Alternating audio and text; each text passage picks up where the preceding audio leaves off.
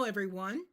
Today, we're going to go step by step through the process of creating a works cited page. Creating a properly formatted works cited page is essential as it is a required skill for any paper that incorporates sources or external writing to be used as text evidence. Remember, textual evidence is either a direct quote or a paraphrase, and they both must be cited properly in your works cited page and in your in-text citations. Mastering this skill is crucial for academic writing. It is an essential part of any academic writing paper because it gives credit to the sources you've used and it allows the readers to be able to find your sources to learn more or to confirm and verify your information. We will be using the LinkedIn article from the Sunday Guardian Live as an example, and we will be referring to it, that same article with which you should be already familiar. A works cited page is simply a list of all the sources that you referenced in your paper. It follows MLA format, which is commonly used in humanities courses. This page ensures that you have given proper credit to the authors and allows your readers a way to verify or explore the sources you use. Proper citation also helps you avoid plagiarism, which is a serious academic offense. Now, let's go over some basic formatting rules for our works cited page. First, it should always appear on a separate page at the end of your paper. The title, Works Cited, should be centered at the top without bold italics or underlining. The entire page should be double-spaced, and each entry should have a hanging indent, meaning the first line will be flushed all the way to the left, and then the following lines are indented by 1/2 inch. You'll see an example of that later on in the presentation. This time, we're going to cover how to properly cite a magazine or newspaper article in MLA format, whether it's in print or electric form. For your exit exam, you will be given a magazine or newspaper article, and it will be digital, but you must treat it as if it is in print form, like your LinkedIn article. Now, when citing these sources, follow this structure. You have, for the local newspapers, be sure to add the city in square brackets after the title.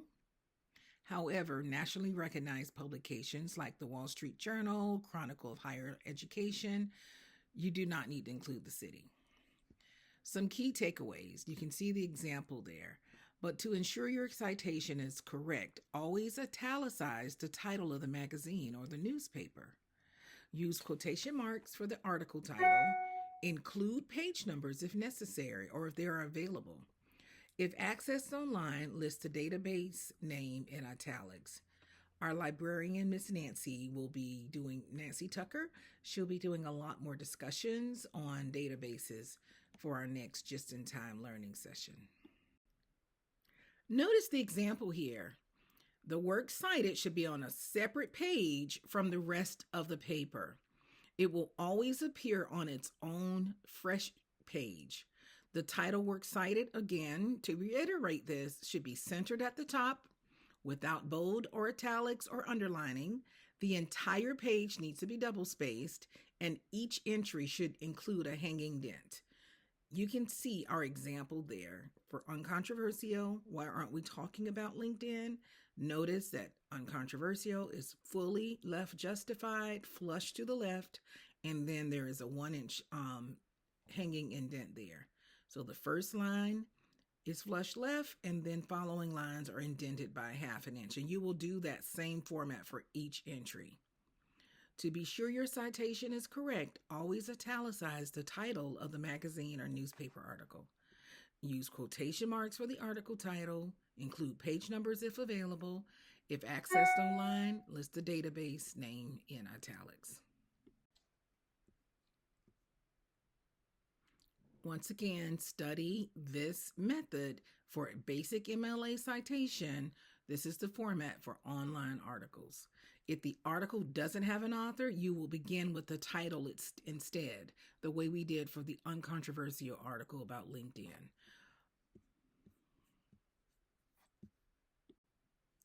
So, to reiterate, notice we started with the title of the article, Uncontroversial. Why aren't we talking about LinkedIn? Because there was no author listed. We began with the article title. So, to wrap up, here are the key things to remember when creating a works cited page. Follow MLA formatting using double spacing and a hanging indent. Always verify your citation details and follow the correct format. If there's no author, start with the title. Use reliable sources and cite them properly to avoid plagiarism. For more guidance, you can always refer to the JU Writing Center, Purdue OWL, and the MLA Handbook. And the best thing about our JU Writing Center, you can refer to the site, or you can have a one-on-one consult where you can use virtually consultation, or you can meet face-to-face.